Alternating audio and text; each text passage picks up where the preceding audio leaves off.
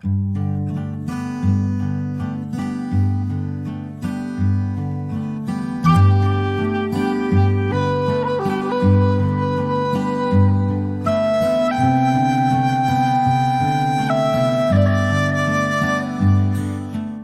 of the rebuilding of Jah Kingdom. Take a look at then to now. Haile Selassie, the founder of the OAU, which today is the AU. Listen to what the scripture says in Matthew 13. So the servants of the householder came and said unto him, Sir, didst not thou sow good seed in thy field? From whence then hath it tares? He said unto them, An enemy hath done this. The servants said unto him, Wilt thou then that we go and gather them up? But he said, Nay, lest while ye gather up the tares, ye root up also the wheat with them. Let both grow together until the harvest, and in the time of harvest I will say to the reapers, Gather ye together first the tares, and bind them in bundles to burn them, but gather the wheat into my barn. Another parable put he forth unto them, saying, The kingdom of heaven is like to a grain of mustard seed, which a man took, and sowed in his field. Which indeed is the least of all seeds, but when it is grown, it is the greatest among herbs, and becomes a tree, so that the birds of the air come and lodge in the branches thereof. His Imperial Majesty is the architect in the renewal of Jah Kingdom. He brought the OAU to do exactly what is going on today in the world. Africa is releasing itself from colonial powers. They are going to rehabilitate their economy and is on the verge of becoming the United States of Africa. So as I sincerely view His Imperial Majesty continues to fulfill prophecy, he will prevail. This is where the wheat is gonna be separated you, from my the good corn and the friend, sheep from the goats. Juju. I'm now urging you and your comrades in arms. This spirit must now spread.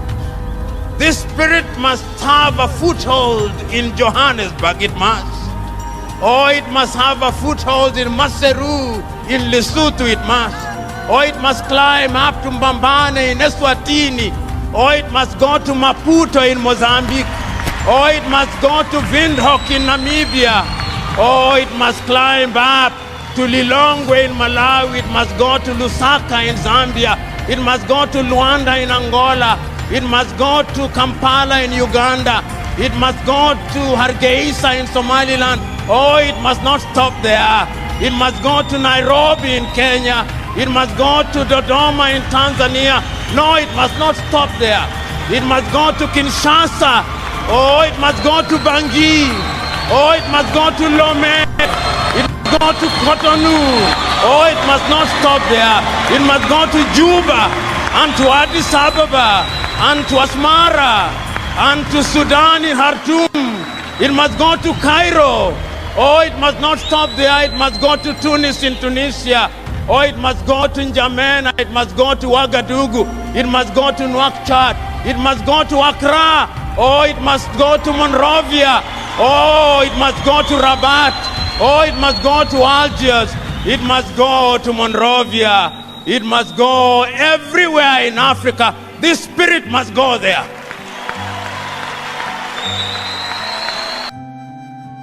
The Organization of African Unity and the African Union. On May 25, 1963 in Addis Ababa, Ethiopia, the 32 African states that had achieved independence at that time agreed to establish the Organization of African Unity, OAU. A further 21 members joined gradually, reaching a total of 53 by the time of the AU's creation in 2002.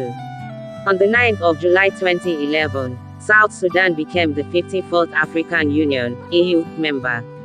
The OAU's main objectives, as set out in the OAU Charter, were to promote the unity and solidarity of African states, coordinate and intensify their cooperation and efforts to achieve a better life for the peoples of Africa, safeguard the sovereignty and territorial integrity of member states, rid the continent of colonization and apartheid, promote international cooperation within the United Nations framework, and harmonize members' political, diplomatic, economic, educational, cultural, health, welfare, scientific, technical and defense policies.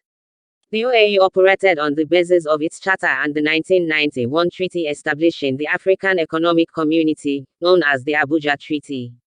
Its major organs were the Assembly of Heads of State and Government, Council of Ministers and the General Secretariat, as well as the Commission of Mediation, Conciliation and Arbitration, Economic and Social Commission, Educational, Scientific, Cultural and Health Commission, and Defense Commission. The Commission of Mediation, Conciliation and Arbitration was replaced by the Mechanism for Conflict Prevention, Management and Resolution in 1993. Transition to the African Union. Through the 1990s, leaders debated the need to amend the OAU's structures to reflect the challenges of a changing world. In 1999, the OAU heads of state and government issued the Third Declaration calling for the establishment of a new African Union.